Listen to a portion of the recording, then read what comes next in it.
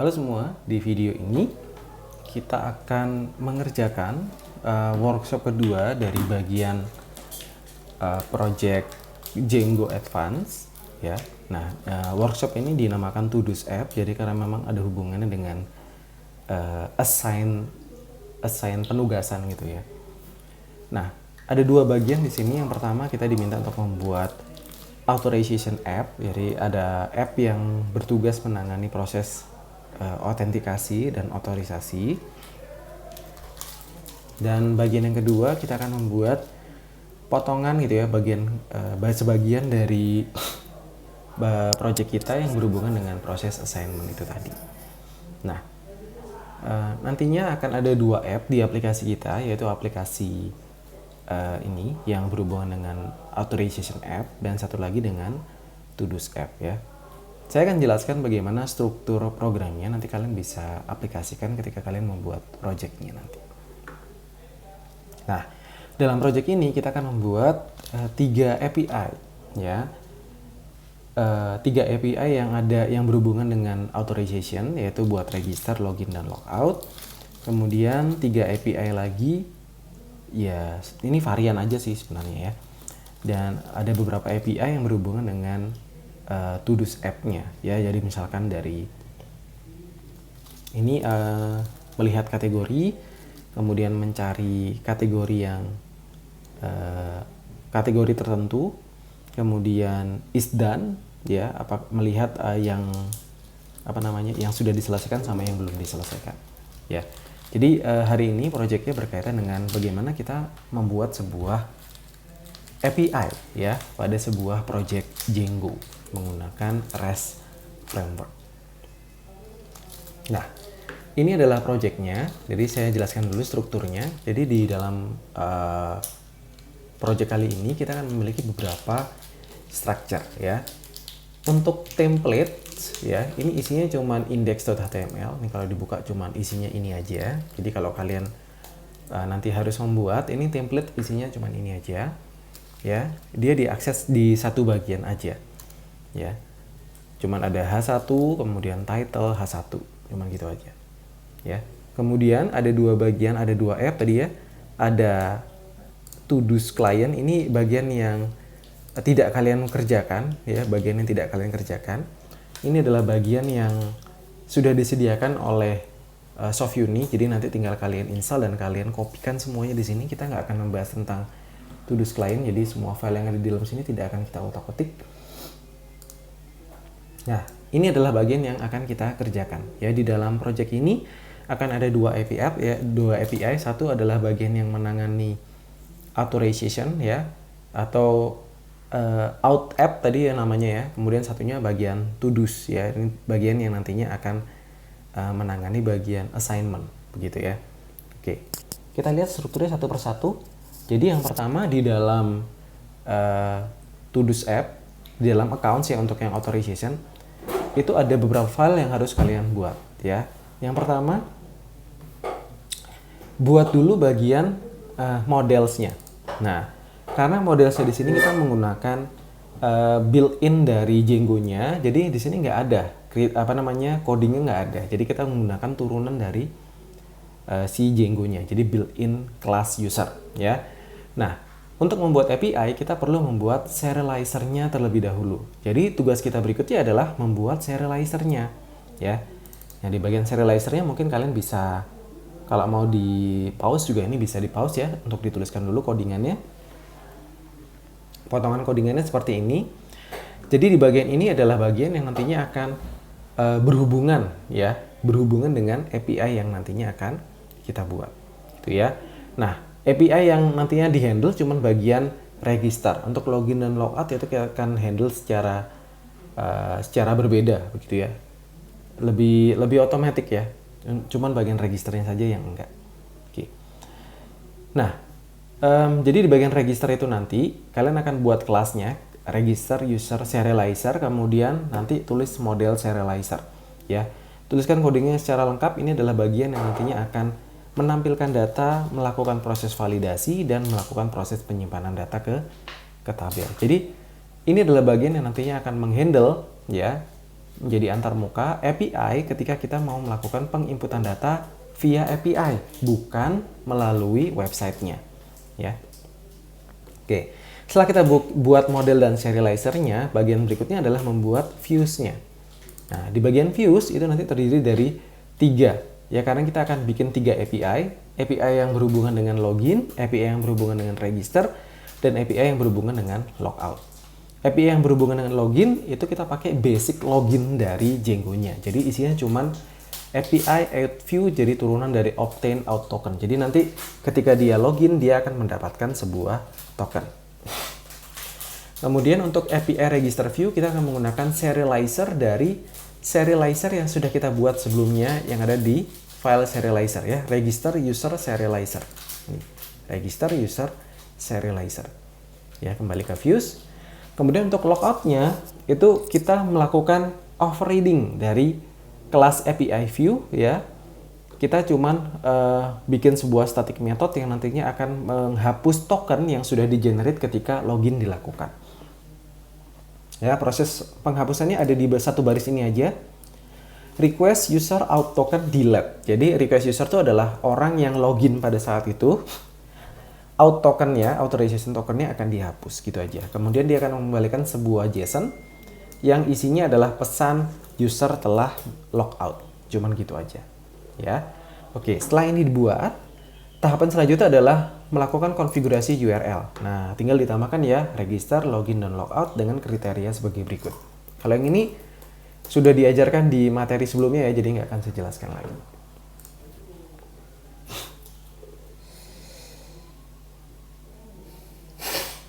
Oke, lanjut.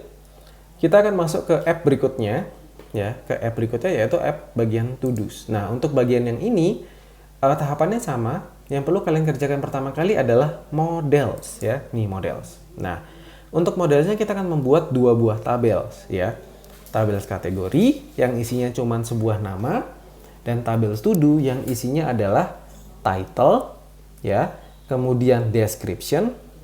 Kemudian ada is done dan kategori yang mengacu pada ID kategori yang ada pada tabel kategori. Ya. Dan yang terakhir user. User ini mengacu ke tabel user. Jadi usernya nanti di-assign ya. Assignment apa akan di-assign ke user siapa. Begitu. Ya. Hubungannya do nothing itu artinya tidak saling mempengaruhi satu sama lainnya. Usernya kalau dihapus ya assignmentnya nggak hilang gitu ya. Jadi tetap bisa di-assign ke orang lain gitu. Ceritanya begitu ya. Silakan dituliskan ini dulu ya. Setelah dibuat 2 tabelnya ya, kita buat lagi serializernya. Ingat kita akan membuat 3 API, maka ada setidaknya beberapa serializer terutama yang sifatnya ini apa namanya custom ya. Oke, ini bagian-bagian yang abu-abu nggak perlu ditulis ya. Ini bagian saya menguji coba ya. Just in case kok dia pada waktu uji coba kok codingnya error gitu. Jadi saya coba cara yang lain. Yang pertama ada to do serializer. Ini berhubungan dengan to do-nya. Kemudian create serializers. Ini untuk create proses creating-nya. Kemudian ada kategori serializer-nya ya. Oke. Jadi setelah kita buatkan dulu serializernya, kita akan lanjut ke bagian views ya. Oke, di bagian views kita akan buat cukup banyak ini. Saya buka dulu importnya, apa yang harus diimport. Kemudian ini adalah settingan yang perlu kita siapkan, tampilan-tampilan yang perlu kita siapkan ya. Mungkin nggak semuanya itu nanti dikerjakan ya, nggak semuanya nanti diperlukan. Nanti saya jelaskan bagian yang mana-mana saja. Kemudian ini untuk kategori API list view-nya, jadi untuk melihat kategori. Kemudian ini to do's API-nya untuk melihat API untuk melihat assignment ini diberikan ke siapa. Intinya itu ya. Oke. Kemudian ini adalah parameter dari API-nya nanti. Dia bisa ditambahkan parameter kategori dan parameter is done untuk melihat kategori tertentu atau melihat seluruh task yang is done ya, yang sudah selesai maupun yang belum selesai ya. Kasarannya kayak begini ya. Untuk sementara sih ini coding kasar ya. Jadi memang dari tujuan dari modulnya itu tidak membahas secara detail, tapi supaya kalian punya pengalaman bagaimana cara membuat API. Nah, setelah ini dituliskan, ya ini API-nya udah kita setting ya, siapkan. Kita buat URLs-nya ya. Jadi ada 3 URLs ya. SSR ya, yang mana nanti nggak terlalu banyak berguna ini ya. Kemudian nanti ada kosongan, ini yang index ya. Kemudian ada kategoris. Oke, ini dituliskan seperti ini. Kemudian jangan lupa nanti ditambahkan di bagian URLs project-nya. Jadi selain apps, URLs project-nya juga perlu kita tambahkan. Gitu ya. Jadi kurang lebih seperti ini. Ini adalah mengambil URLs dari setiap apps ya. Ini seperti project-project sebelumnya. Nah, kalau sudah, kita kembali ke setting. Nah, di setting ini ada beberapa pengaturan, terutama di bagian ini. Ya, debug. Ya, ini harus di set true, jangan false ya, karena defaultnya false. Itu harus di setting dulu. Oke. Yang lainnya kurang lebih seperti ini saja. Nggak ada yang lain ya. Saya rasa ini masih standar ya. Bahkan setting konfigurasi database-nya juga tidak dilakukan konfigurasi. Untuk sementara nggak apa-apa ya. Jadi masih bisa kita cobakan, masih bisa kita running. Oh ya, ini. Ya, ini perlu ditambahkan di bagian install app-nya. Jadi pastikan kalian menginstal REST Framework. REST Framework.out_token ini untuk generate tokennya. Kemudian ada core seeders, kemudian ada 2 app yang sudah kita generate sebelumnya. Itu dimasukkan ke bagian install app. Nah, kalau sudah, tugas berikut adalah pergi ke terminal untuk menjalankan migrate ya. Saya sudah menjalankan migrate. Jadi pastikan kalian menjalankan migrate terlebih dahulu. Ini coba saya share. Oh, nggak kelihatan ya. Jadi jalankan dulu perintah make migration ya. Jadi ini saya scroll aja. Ini Ctrl C dulu, nggak apa-apa. Oke, nanti jalankan dulu. Ini ya, Python manage py make migration, kemudian migrate. Setelah semuanya jadi, tabelnya sudah tersetting dan konfigurasi, lakukan run server. Ya, jadi kalau dijalankan, ya, kalian udah bisa melihat tampilan seperti ini. Oke, nah, waktu menjalankan ini, ya, kalian cuma dapat tampilan seperti ini. Ya, kalian tentunya bisa akses ke bagian admin seperti ini, ya. Ini saya logout dulu ya, aslinya kan dia masuk ke sini. Nah, untuk ini settingan awal seperti biasa ya, kalian perlu create super user dulu ya. Jadi Python admin ya. Jadi di Python ya, Python manage py, create super user, kemudian masukkan username dan passwordnya, gitu ya. Jadi username dan passwordnya di setting dulu. Nah, waktu kalian masuk di sini cuma ada grup user saja, nggak ada yang lain ya. Sehingga setelah ini dibuat ya, usernya udah ada ya, kita nggak bisa ngapa-ngapain, nggak bisa nginput data ke kategoris, nggak bisa nginput to-dos ya, dan nggak bisa ngelihat token yang sudah dihasilkan ketika user melakukan login. Nah, apa yang perlu dilakukan berikutnya? Di bagian to-dos API, nih, ya, kalau accounts kan dia sudah dibuatkan ya, nih, grup dan user ini udah dibuatkan. Jadi kalau kalian mau nambahkan, tinggal klik add. Nah, ini kalian bisa nambahkan user di sini. Ini by default sudah ada. Tapi untuk yang kategori itu nggak ada, sehingga kalian pergi lagi ke app, ke bagian admin, nah tambahkan coding ini, ya. Coding ini adalah coding apa ya? Coding dadakan gitu ya, coding darurat ya. Tujuannya adalah supaya menunya muncul sehingga kita bisa menuliskan kategori dan setting untuk konfigurasi tabel to-do-nya. Oke, jadi nanti kalian punya dua ini, ya. To-dos API-nya bisa dilihat ya. Kategori isinya ini, makanya belum saya setting ya, kalian nggak bisa lihat ini isinya tulisan cuma medium task ya, sama easy task ya. Kemudian kalau to-dos-nya itu cuma ada to-do 2 sama to-do 1 nih, kalau dilihat detailnya cuma ada kayak gini ya. Jangan lupa di-assign ya, di-assign ke salah satu user ya. Di sini bikin user baru lagi ya, pakai add di sini ya. Nanti di add, bikin user baru, nanti kalian bisa arahkan ke admin atau ke user yang lainnya ya, yang non admin ya. Kategorinya tinggal dipilih, karena di sini saya belum atur pilihan, harusnya keluarnya isi task dan medium task, nggak saya setting aja. Pokoknya intinya kita bisa setting untuk datanya dulu, yang penting punya datanya, karena API itu kalau nggak ada datanya kalian nggak bisa lihat hasilnya, gitu kan, repot ya.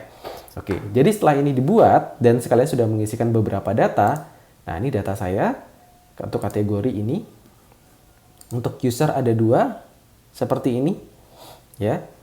Gitu aja, selesai, ya. That's it, ya. Untuk tokens itu dia muncul secara otomatis ketika kalian melakukan login. Jadi tugasnya untuk yang back-end adminnya cuma sampai sini aja, kita bisa logout dan masuk ke sini. Nah, kita kembali ke bagian ini. Nah, ini adalah API yang dijalankan, yang hasil kita generate dari project kita. Ya, di sini udah ada pilihannya ya. Kalian bisa masuk ke admin untuk masuk ke bagian backend adminnya atau ke bagian authorization dan to-dos ya, karena API kita dibagi ke dalam 2 app ya, bagian authorization dan bagian to-dos. Silakan kalian bisa coba di bagian out dulu ya. API out. Nah, kayak gini. Kemudian masuk ke bagian register dulu. Nah, nanti API-nya masih bisa diakses ya. Karena dia modelnya get ya, untuk yang ini dia pakai get. Jadi kita bisa nambahkan data. Silakan masukkan username dan password, kemudian post, maka di database akan otomatis nambah 1 data baru. Jadi ini adalah contoh pengaplikasian API tanpa melalui user interface dari websitenya. Begitu ya. Nah, ini harusnya sih jalan ya, harusnya jalan. Kalau misalkan nggak jalan nanti tolong saya dikasih tahu ya. Oke, nah masalahnya di login dan logout itu nggak bisa diakses seperti ini. Nah, ini kalau saya masukin dia bilang gini, get not allow, ya. Logout apalagi? Kalau logout dia akan error nih. Nah, kayak gini, ya. API-nya nggak jalan? Nggak jalan kok, ya. Cuman memang kita nggak bisa mengaksesnya melalui browser. Nah, untuk menguji coba API lainnya, ya, selain register, kalian harus ya menggunakan Postman. Ya, kita kali ini akan menggunakan Postman. Jadi browsernya nggak banyak berperan ya. Selain bagian yang register tadi aja ya, untuk melihat tampilannya seperti ini, kita akan pergi ke bagian Postman. Nah, jadi silakan download Postman, kemudian install di desktop kalian ya. Nah, cara nyobanya gimana? Ya, setelah dijalankan ya, kalian akan masuk ke My Workspace, kemudian di bagian sini, di bagian tab ini kalian bisa nambahin API yang mau diuji coba. Tinggal copy semua alamat yang ada di atas ini, kemudian kalian paste di setiap tabulasi yang mau dibuat ya. Misalkan saya mau nyobain register gitu, misalkan ini taruh di sini ya, terus kalian bisa coba send ya. Ini get not allow ya. Kenapa get not allow ya? Karena aslinya ada ininya ya, ada isinya ini nih ya. Kalau enggak dia bilangnya kayak gini ya. Ini kalau kita ganti post, nah ini ya, kelihatan nih tuh, butuh data username dan password, sehingga nanti kalian bisa tambahkan di bagian bodinya ya. Di bagian sini kalian bisa tambahkan ya pakai raw. Nah, kalau enggak ya pakai interface-nya ini. Nah, saya nggak akan menjelaskan bagian yang ini karena bagian yang ini sudah bisa dijalankan. Jadi intinya bagian API register itu hanya menerima metode post ya. Kalau dijalankan dengan metode get, dia akan menampilkan pesan metode get not allow. Ya, dan ini kalau kita udah jalankan, kita post, itu akan berhasil masuk ke dalam database. Nah, sementara untuk login dan register itu nggak bisa. Gimana cara nyoba login dan registernya? Nah, kita copy bagian loginnya. Jadi yang bagian registernya kita ganti login, ya. Copy linknya, pindahkan ke tabulasi yang baru. Nah, ini saya udah cobakan, ya. Copy di sini. Ini kalau nggak ada data yang ini, dia juga akan menghasilkan error yang sama, ya. Jadi pergi ke bagian raw untuk pengaturan tambahan, ya. Kemudian masukkan data yang nanti, ini konteks ya, konteks yang nantinya dilewatkan ketika API ini dipanggil ya. Username dan password itu adalah key dari field di tabelnya ya. Jadi pastikan kalian memasukkan username dan password yang sudah kalian daftarkan di tabel, bukan sembarangan ya, tetapi yang memang sudah terdaftar ya. Setelah ini dimasukkan, baru kalian send. Nah, setelah kalian send, dia akan mengenerate sebuah token ya. Nah, kalau kalian cek di database-nya di sini, itu nanti tokennya kebuka. Ya, ini harus, ini dia login dulu. Admin. Nah, ya. Ini tokennya. Coba kita lihat tokennya 518 ini. Ini adalah token yang tergenerate untuk user Lucky Irawan. Ya, jadi saya udah berhasil login melalui API. Jadi API-nya sudah bekerja dengan baik. Yang perlu kalian pastikan adalah satu, settingannya post.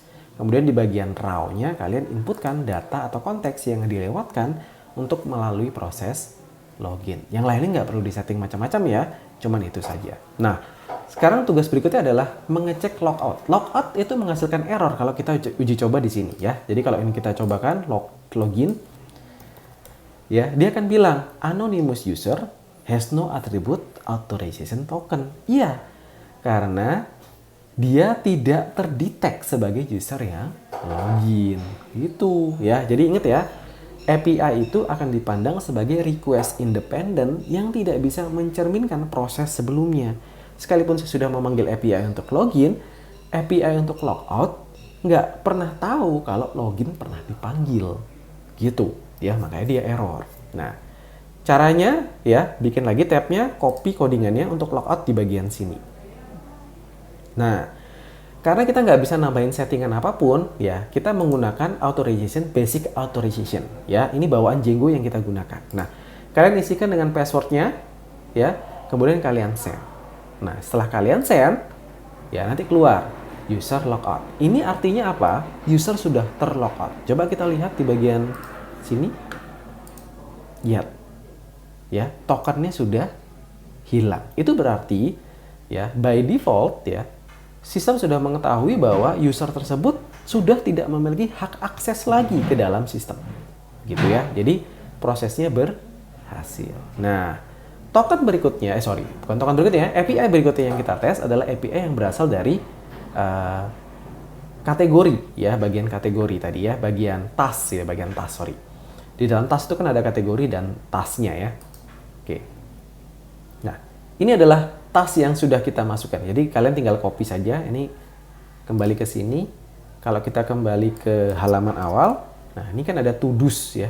Nah, silakan dibuka to-dos-nya, API to-dos. Nah, ini. Nah, ini juga gitu ya. Dia bilang field ID expected a number but got nothing gitu. Ini kan isinya harusnya to-dos ya, panggil lah nih ya, keluar ini to-dos ya, to-dos itu harusnya ada kategoris. Nah, keluarnya kayak gini ya. Kalau di browser ini jalan ya, jadi dia udah oke ya nih, responnya, HTTP responnya 200 itu oke artinya. Kita cuman get, dan ini adalah data yang diambil dari database. Jadi untuk kategorinya cuma ada dua memang, ID 1 untuk isi task, ID 2 untuk medium task gitu ya. Nah, seperti yang di sini. Jadi hasilnya sama. Ya. Tinggal kita panggil saja. Ini sih aman. Ya, untuk kategoris aman. Ya. Pastikan kalian sudah menginputkan datanya di database ya. Karena di sini kita nggak bikin API untuk input data. Nggak. Ya. Oke. Langkah berikutnya adalah menguji coba API to-dos. Ini. Ya. API to-dos. Ini. Jadi yang tadi ya. Nah. To-dos. Nah, ini kan error nih, ya. Nah, cara nyobanya di bagian sini, ya. Sekali lagi, kita harus pastikan bahwa si user harus login terlebih dahulu, karena API ini mengharuskan user untuk login, ya, terautentikasi terlebih dahulu. Ya, klik send, ya, maka kalian akan dapatkan data sebagai berikut, ya. Ini adalah isi dari to-dos-nya. ID 1, to-do 1. Description to do 1, is done-nya false, kategori 1, user 1. Berarti memang di-assign untuk user 1. Siapa user 1?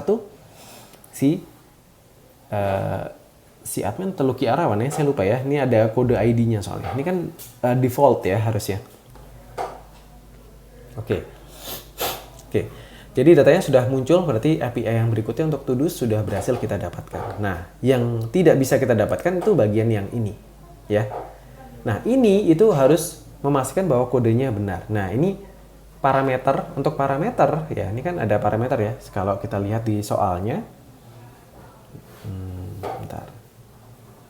Nah, soalnya itu dia bisa ditambahin parameter. Jadi selain to-dos ya dan kategoris, nih dan kategoris, itu juga ada kategoris ya, ada is done dan kategori sama dengan. Ini parameter ya. Ini API kosongan, ini API dengan parameter. Nah, untuk menambahkan parameter pada API yang kita panggil, di sini ada atribut params ya. Kalian isikan kategori sama dengan 1, maka di sininya akan nambah. Jadi kalau kita ganti dengan 2, ya, itu yang di atas juga berubah jadi 2. Di sini nggak ada kategori 2 ya. Adanya yang isi tas aja. 1, ini kalau kita jalankan keluar dua-duanya. Nah, ini untuk yang kategori ya. Jadi kalau kalian menampilkan yang kategori 2, silakan isi dulu database-nya. Kemudian ini untuk yang is done ya. Jadi yang is done sudah saya buat codingannya. Codingannya ada yang di bagian sini di serializer views. Nih, ya di bagian sini. Ya. Jadi pengaturan parameternya ada di bagian sini ya. Bagian query setnya ini. Oke. Apa yang saya lakukan di sini tinggal is done sama dengan true, maka dia akan menampilkan yang tasknya itu is done-nya true. Ya, kalau saya ganti false,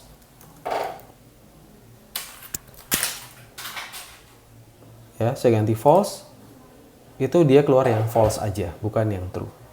Ya, gitu. Oke, jadi codingannya cuma seperti itu saja. Jadi kita bikin sebuah project API, yang mana API-nya itu nanti ya bisa kita uji cobakan sebagian melalui browser dan sebagian lagi harus menggunakan Postman, gitu ya. Baik, selamat mencoba ya untuk semua yang sudah dikerjakan, dan kalau bingung silakan bisa kirim ke saya pertanyaannya ya, supaya nanti bisa dibahas di pertemuan selanjutnya. Begitu. Baik, terima kasih atas perhatiannya ya. Selamat mencoba untuk membuat API berbasis REST ya dari Django. Ya, terima kasih.